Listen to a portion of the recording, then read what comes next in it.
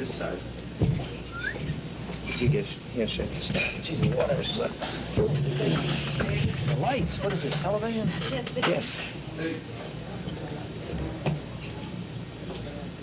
First, let me welcome you to Worcester. Thank you. Okay, we're kind of short here in time. Normal tone, all right? Yeah, How shouldn't long have is any this problem. for? 10 minutes. Okay. The Massachusetts... Slow 10 minutes or fast 10 minutes, Chris? Oh, okay. Okay. The Massachusetts High Technology Council, an organization rumored to have members sitting on the Board of Regents, is concerned with their main problem of finding 60,000 skilled workers by 1982.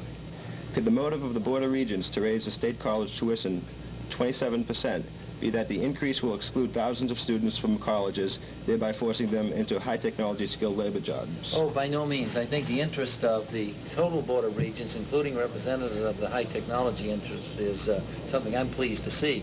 When you have talented corporate executives who have achieved tremendous success, singular success, recognized throughout the world, and have them willing to give the amount of time that they have given and are giving, I think we're very, very fortunate. They also increased the amount of scholarships that are available and giving substantially from their corporate and personal funds to be helpful to people. Okay, you mentioned the increase in scholarship. They recommended that you provide legislation to give an additional $5 million in scholarship. Would those scholarships be given directly to state college students, or would a high percentage be directed to private schools, as is the case now? Well, I think it would have to be spread ratably throughout. So the private schools would also be get the advantage of those scholarships, whereas the state colleges are going to get the tuition increase. Well, I think that the private colleges, and I don't check all of them, but as you read the papers, you see significant tuition increases. I think that the students and their parents have to recognize that they have been paying less than 20% of the cost of the college education. And whatever the person who's going or receiving the education doesn't pay, then the general taxpayer has to pay. And if you're aware of what's going on, the taxpayer is saying, I've had too much, and I have to control the amount of money that I'm willing to pay. How come at this late date our state college teachers have still not received their raises?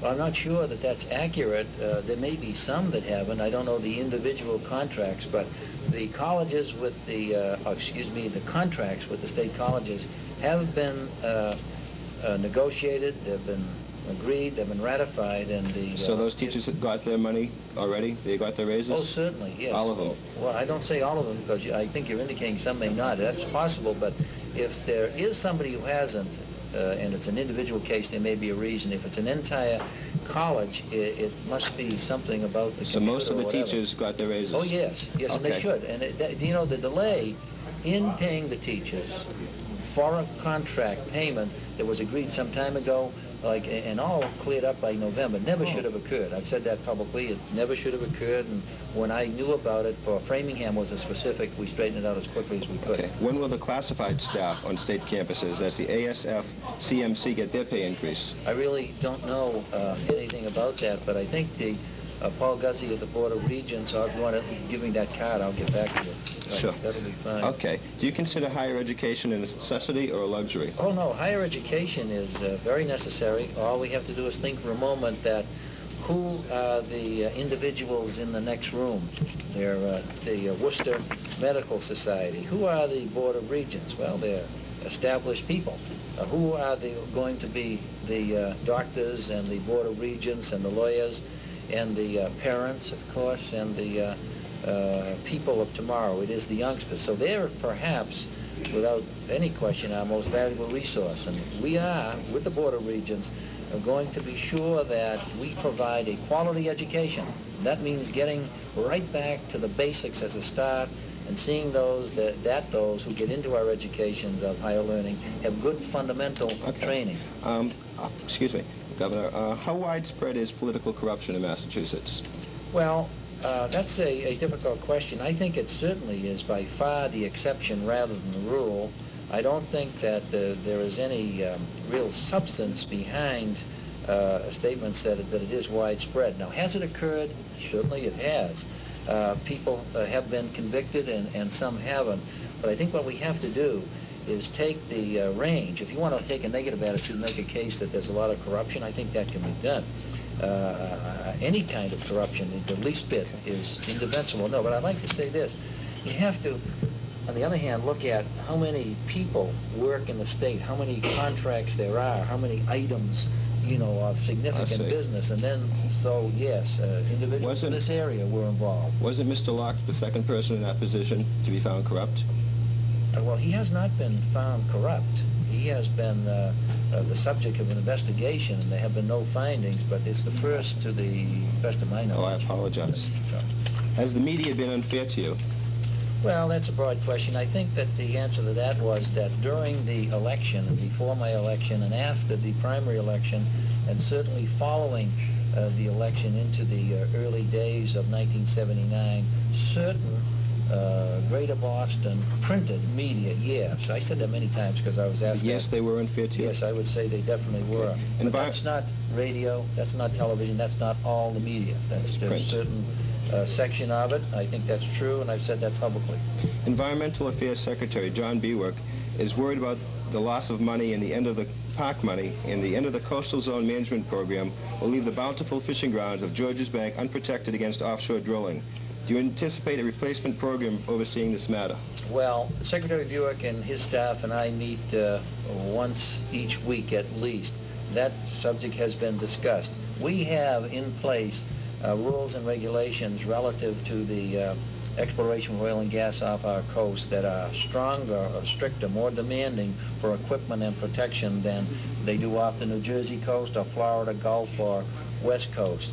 And I have the final approval on whether that exploration continues. And I've said that we have to recognize the fishing industry is out there, it's very valuable. If I had to make a choice between the fishing industry and the oil and gas exploration, and I do not, because science and technology have been good. We can, as they do in all other parts of the world and all over this country. Are you in favor of offshore drilling? Yes, I am. But if I had to make a choice, I would take the proven resource of the fish because that's there. But science and technology, as I said, have been good, and they both go. They are not incompatible. They go together. And we will not permit anything to go on out there, whether the federal government provides a program or not. We will have what we need to be protective of our fishing resource. Have you heard the song Written About You by the Vegetables, which has received airplay on Boston's best radio station, WBCN? No. You haven't heard that song? Okay, one more? Okay. In your plan to cut electric bills, you state that you intend to push to convert 14 electric plants from oil to coal and stress an agreement to buy high sulfur oil from Venezuela. Have you considered future problems of acid rain and other pollutants falling in Massachusetts? Oh, certainly. Anything burned here goes out to sea quickly. The acid rain problem originates from the Midwest, and with the prevailing wind comes into this section. It's not high sulfur, it's higher sulfur than what we have now. And the coal conversions that we've made, the one that's done down at Brighton Point, for instance, produces 27% less sulfur and 1/3 less particulate emission. So by burning the coal, we have drastically improved the environment, or dramatically improved the environment. We're going to have less sulfur dioxide and nitrogens and that is exactly burning coal. Right. Now, when you burn a higher sulfur, you have more sulfur, but it's slightly more and way more than offset by the burning of coal, which we're doing in many places. And also, over in Charlestown, Mass., and one other site, we're talking about converting to gas for the generation of electricity because of nearby gas supply, and that, of course, will dramatically reduce sulfur and particulates, and again, offset. Okay, we'll slip one more. Okay. Are white-collar crimes investigated with the same effort as other criminal acts? Oh, they certainly are. Nobody is for crime. I'd like, all the information we can have where there's any wrongdoing in our state government. The other incident there, it's a matter of hours before we're able to act, and that's not a completed investigation. But at our level of the government, I felt that what I did in the instance of Secretary Locke of removing him without pay was a totally proper action. Okay, I'd like to thank you for WSCW and Worcester State College. Thank you. Good evening, everybody.